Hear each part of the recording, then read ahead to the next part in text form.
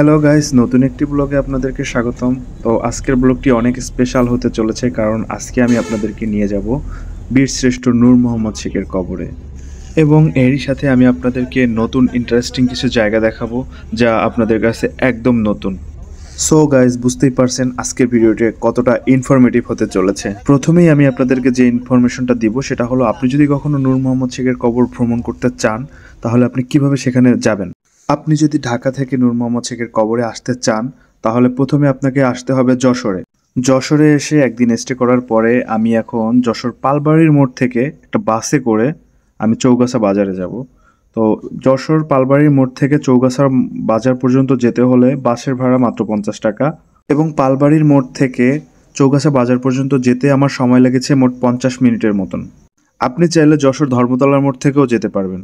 সেজন্য আপনাকে ধর্মতলার মোড় থেকে বাসে করে ছুটিপুর বাজারে যেতে হবে, এবং ছুটিপুর বাজার থেকে অটো বা ভ্যানে করে আপনাকে যেতে হবে কাশীপুর বাজারে।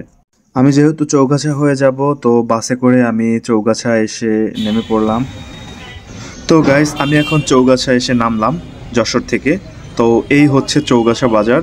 বাজারটা অনেক সুন্দর। বাজার থেকে হেঁটে কিছুটা সামনে যাওয়ার পরে আপনি পেয়ে যাবেন কাশীপুর যাওয়ার ভ্যান বা অটো। আমি ভ্যানে করে কাশীপুরে যাব, কারণ ভ্যানে বসে প্রকৃতিটাকে খুব সুন্দর উপভোগ করা যায়। তো আমি উঠে গেলাম একটা ভ্যানে। তো গাইস, আপনারা যদি কখনো ভ্যানে চলেন তাহলে বুঝতে পারবেন, ভ্যানের পিছনে বসে পা ঝুলিয়ে গ্রামের রাস্তা বা গ্রামের মনোরম পরিবেশ দেখতে দেখতে চলার যে একটা মজা, সেটা আসলে অসাধারণ। তো ভ্যানে আমার সহযাত্রী হিসেবে এলাকার এক চাচাকে পেয়ে গেলাম। উনি আমার সাথে গল্প করতেছিল এবং আমাকে বিভিন্ন ইনফরমেশন দিতেছিল। চাচা অনেক ইন্টারেস্টিং এবং খুব ভালো মনের একজন মানুষ, খুবই সহজ সরল সৎ একজন মানুষ। আসলে গ্রামের মানুষগুলো এমনই হয়, খুবই সহজ সরল হয়, সৎ হয়।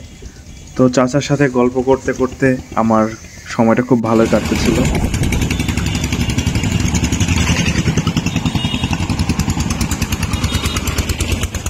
তো গায়ে চলতে চলতে হঠাৎ রাস্তার পাশে চোখে পড়লো কিছু ড্রাগনের বাগান।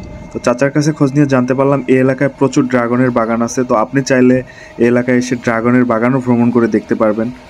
বাগানগুলো দেখতে খুবই সুন্দর, গাছগুলো এক সারিতে সাজানো, দেখতে খুবই ভালো লাগে। তো চাচার কাছের থেকে আমি এই জিনিসটা নিয়ে মাথায় দিলাম, জিনিসটা খুবই ইন্টারেস্টিং। এবং আমার প্রথমে মনে হয়েছিল এটা অনেক ভারী, বাট এটা অনেক ভারী না, এটা খুবই হালকা এবং খুবই কমফোর্টেবল। তো যারা হচ্ছে কৃষক, মাঠের মধ্যে রোদে কাজ করে, তারা এটা মাথায় দিয়ে রোদ থেকে মাথাকে প্রোটেকশন করার জন্য খুবই ভালো একটা জিনিস।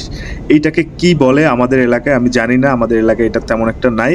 কার এলাকায় এটাকে কি বলা হয় একটু কমেন্ট করে জানিয়ে যাবেন। চলতে চলতে হঠাৎ আমার চোখে পড়লো রাস্তার পাশে খুব সুন্দর একটা নদী। তো এই নদীটার নাম কি জানতে চাওয়ার পরে চাচার কাছ থেকে জানতে পারলাম এটা কোনো নদী না, এটা একটি বাওর। দেখতে নদীর মতো হলেও এটা নদী না, এটাতে জোয়ার ভাটা নাই, কিন্তু এটা অনেক বড় একটা বাওর। এই বাওরে প্রচুর পরিমাণে মাছ হয়। এটা বলতে গেলে একটা বদ্ধ জলাশয়, কিন্তু অনেক বড়। যেহেতু এটা সীমান্ত এলাকা, তো হঠাৎ আমার সামনে পড়লো একটা বিজিবি ক্যাম্প। তো এটা হচ্ছে শাহজাদপুর বিজিবি ক্যাম্প। তো বিজিবি ক্যাম্পের একটু সামনে আগানোর পর আমার একটা পরিচিত বড় ভাই আছে এখানে। উনি আমাকে বাইক নিয়ে রিসিভ করার জন্য দাঁড়িয়ে আছে। অবশেষে দেখা হয়ে গেল সেই বড় ভাইয়ের সাথে। তো আমাদের গন্তব্য খুবই কাছে চলে এসেছি আমরা।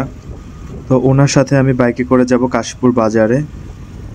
বাইকে চড়ে রাস্তার পাশে সীমান্ত দেখতে দেখতে ছুটে চলেছি আমার আজকের গন্তব্য, বীরশ্রেষ্ঠ নূর মোহাম্মদ শেখের কবর। যেহেতু এটা বিজয়ের মাস, তো আমাদের স্বাধীনতা যুদ্ধে যাদের এত অবদান, এত ত্যাগ, আজকে তাদের জন্যই আমরা স্বাধীনতা পেয়েছি। এখন আমি কাশীপুর ক্যাম্পকে অতিক্রম করলাম এবং চলে আসলাম কাশীপুর বাজারে।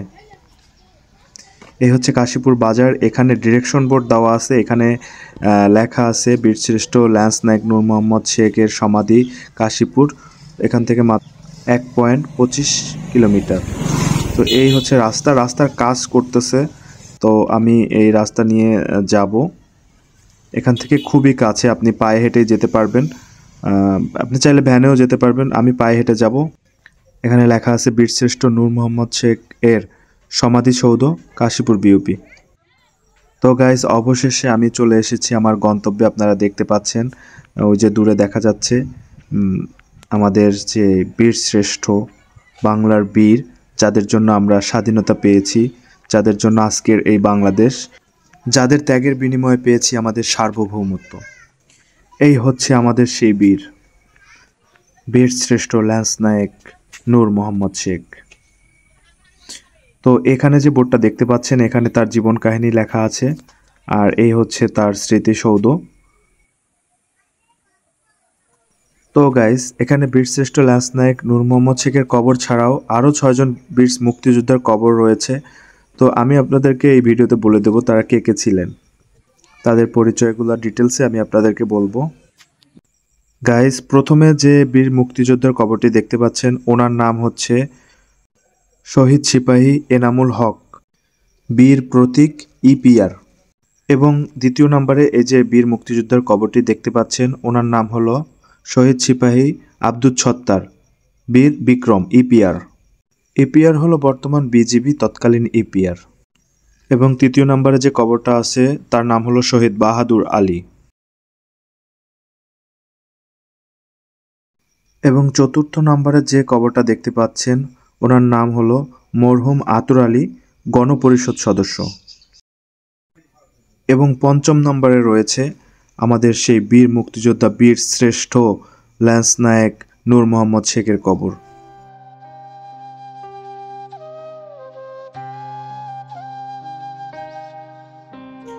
এবং ষষ্ঠ নম্বরে যে কবরটি রয়েছে তা হচ্ছে শহীদ সুবেদার মনিরুজ্জামানের, প্রাক্তন ইপিআর। এবং সর্বশেষে সপ্তম নম্বরে যে কবরটি রয়েছে তা হলো বীর মুক্তিযোদ্ধা মরহুম আব্দুল আহাদ। তো গাইস, এই ছিল বীর শ্রেষ্ঠ ল্যান্স নায়েক নূর মোহাম্মদ শেখ ও আরও 6 জন বীর মুক্তিযোদ্ধার কবর। কবর দেখা শেষ করে আমি রওনা হলাম বেনাপোলের উদ্দেশ্যে। তো বেনাপোলে যেতে হলে এখানে কাশীপুর বাজার থেকে আপনি মাহিন্দ্রা গাড়ি পাবেন, অথবা বিভিন্ন ধরনের অটো, সিএনজি এগুলো পাবেন। বেনাপোলে যেতে যেতে আপনি দেখতে পাবেন সীমান্ত ঘেঁষা রাস্তা এবং সীমান্ত সংলগ্ন বাংলাদেশ এবং ভারতের সীমান্ত পিলার। তো গাইস, রাস্তা ধরে যাচ্ছিলাম এবং যেতে যেতে সীমান্ত দেখতেছিলাম। তো হঠাৎ আমার চোখে পড়ল রাস্তার খুব কাছেই একটা সীমান্ত পিলার। তো আপনারা দেখেন, এই যে রাস্তা থেকে খুবই কাছে এই পিলারটা দেখা যাচ্ছে। তো খুবই ইন্টারেস্টিং একটা জায়গা। এরকম জায়গা বাংলাদেশে খুব রেয়ার আছে যে সীমান্ত পিলারের কাছ থেকে রাস্তা চলে গেছে। সীমান্ত রাস্তা এবং প্রাকৃতিক সৌন্দর্য দেখতে দেখতে আমি চলে আসলাম বেনাপোলে। বেনাপোল ইন্টারন্যাশনাল চেকপোস্টের কাছে চলে এসেছি। তো গাইস, আপনারা অনেকেই জানেন দুই দেশের রাজনৈতিক অবস্থার উপর ভিত্তি করে বাংলাদেশের ভিসা বন্ধ রয়েছে, যার কারণে এখানে ভিড় নাই তেমন একটা। তো আমি একদম সীমান্তে চলে যাব, জিরো লাইনে, এবং সেখান থেকে আমি সীমান্তর ভিউ আপনাদেরকে দেখাবো।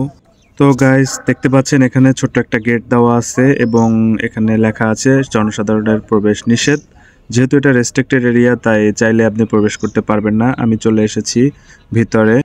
তো আমার পিছনে দেখতে পাচ্ছেন বেনাপোল আইসিপি লেখা আছে। আইসিপি মিন ইন্টারন্যাশনাল চেকপোস্ট, এবং এখানে রবীন্দ্রনাথ ঠাকুর এবং কাজী নজরুলের ছবি দেওয়া আছে। তো এই হচ্ছে জিরো লাইন। জিরো লাইনে একদম দুই পাশে দুইটা প্লাগ পুল আছে, যেখানে ভারতের এবং বাংলাদেশের পতাকা টানানো হয়, এবং এখান থেকে বাংলাদেশ এবং ভারতের যাত্রীরা যাওয়া আসা করে। এখানে প্যারেড হয় এবং প্যারেড দেখার জন্য দুই পাশে গ্যালারি দেওয়া রয়েছে। তো আজকের মতন আমার ভ্রমণ এখানেই শেষ। এবার আমার ফিরে যাওয়ার পালা। তো ফিরে যাওয়ার জন্য আমি শ্যামলী পরিবহনে করে যাব। এটা বিএটিসি শ্যামলী পরিবহন, সৌহার্দ্য পরিবহন বলা হয়। এটা ঢাকা টু কলকাতার একটা গাড়ি। তো এই গাড়িটা আমার পরিচিত থাকার কারণে এই গাড়িতে করে আমি ফিরে যাব। সবাইকে ধন্যবাদ আমার ভিডিওটা দেখার জন্য, এবং ভিডিওর কোন কোন জায়গা আপনার ভালো লেগেছে এবং আপনি কোথায় যেতে চান আমাকে কমেন্ট করে জানাবেন। আর কোনো ইনফরমেশন জানতে হলে সেটাও কমেন্ট করবেন, আমি অবশ্যই আপনাদেরকে সেটা জানাবো। তো পরবর্তী ভিডিও দেখার জন্য আমার চ্যানেলটাকে সাবস্ক্রাইব করে বেল আইকনটি অন করে রাখুন এবং আমাকে সাপোর্ট করুন। ধন্যবাদ সবাইকে, ভালো থাকবেন। দেখা হচ্ছে পরবর্তী ভিডিওতে।